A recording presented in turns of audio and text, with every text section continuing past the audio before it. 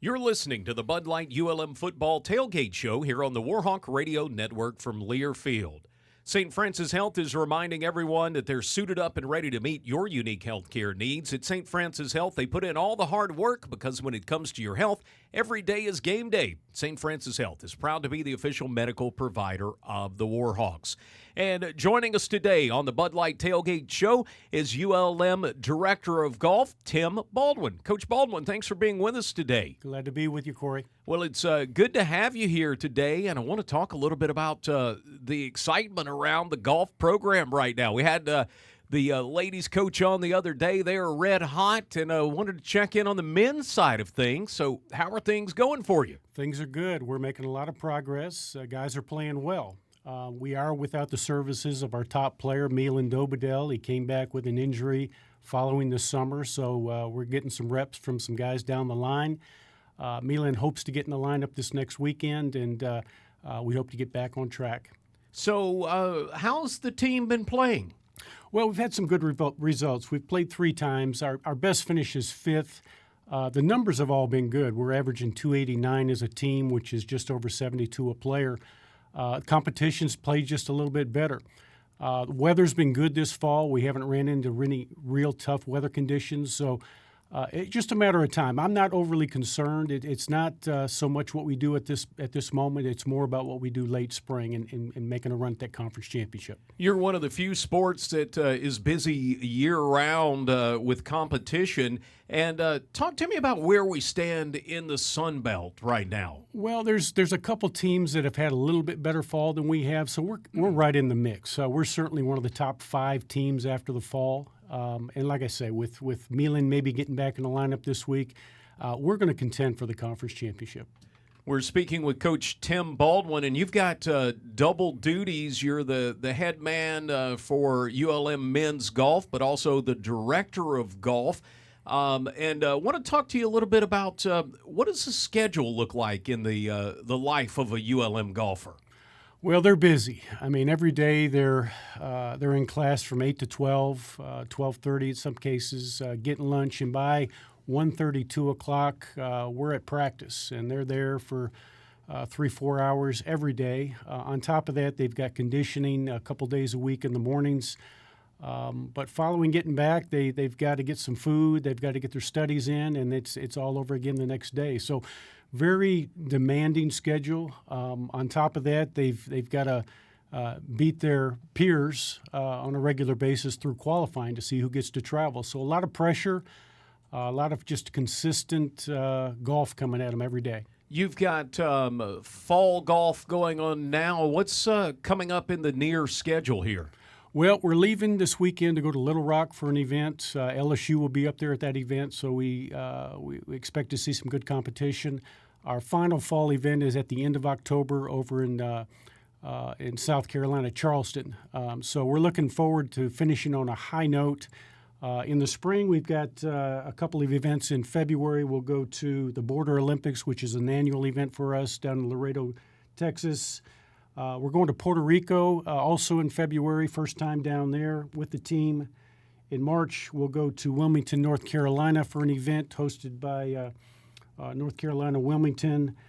And then 2 events in April, the Tiger Collegiate hosted by Missouri up in Columbia, and then the North Texas Intercollegiate over in Dallas, Texas. So that'll lead up to the conference championship the 22nd through 25th of April. I want to ask you a little bit about the facility side of things. A few years back, you guys got the new golf house facility going, and then immediately started work out in the backyard there with a short game facility. And I was a little worried about it because it was looking a little brown during the drought this year, and then suddenly it sprouted and everything turned green, and it just looks great back there right now. It does. It looks great. We're steady making progress there. We've got 3 phases of development in process out there.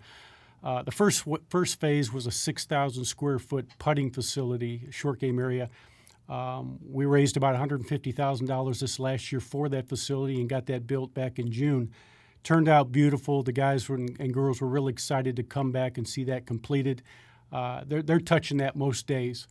The next phase is a Mickelson short game facility. This is a facility that the guys and girls will really get to hone in on their distance control with their wedges. So starting at 30 yards all the way out to 135 yards, every 15-yard increment, we're going to grow a target green by 2 feet. So at 30 yards, we'll have a 6-foot diameter target green.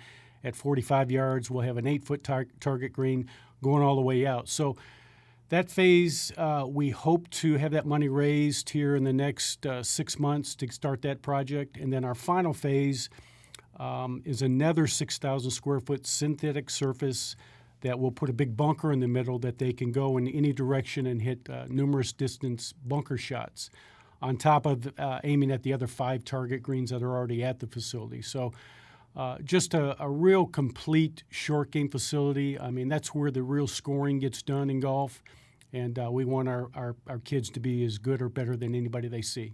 Tell me a little bit about inside. I've never been inside that building. I understand you got some snazzy electronics in there, and what's going on inside the building? We've got a 5,000 square foot building. In there, we've got coaches' offices. We've got a conference room where we can have team meetings. The kids can go in there in the evening and study. We've got a players' lounge. We've got a kitchen area that we can entertain sponsors, boosters. We've also got locker room facilities for both men and women. And then in the back of the building, we've got 1,000 square feet of indoor training area. And in there, we've got a TrackMan studio. We've got a Sam Putt lab. Certainly, the kids have access from 6 in the morning to 12 midnight. And on inclement weather days, they can always continue to get reps. Outside, we've got a covered tee area that even if it's raining, they can be getting access and hitting balls to those 5 target greens that we've got there. So a truly amazing facility to have right here on campus, and like I said, we're going to continue to improve it. You've got a secret off-campus facility that not a lot of people know is there. The old Selman Field golf course, if you're driving out to the mall, it's overgrown and it just looks like nothing's going on up there in the front.